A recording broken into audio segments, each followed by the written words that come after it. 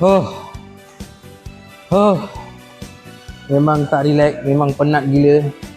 Daripada pagi sampailah ke petang. Aduh. Dapat dah bang. Memang banyak job. Terima kasih banyak yang support. Dan apa-apa pun saya nak ucapkan selamat Hari Raya Aidilfitri, maaf zahir dan batin kepada semua. So tinggal sikit-sikit lagi job yang kita nak kena settlekan. InsyaAllah mudah-mudahan kita dapat settlekan lah, insyaAllah. So tak tahu nak cakap apa guys. Banyak kereta apa pun, tapi kita dah settlekan beberapa kes. Ada beberapa kes kita tak kena nak settlekan balik. Mungkin kita akan sambung lepas raya, insyaAllah, mudah-mudahan.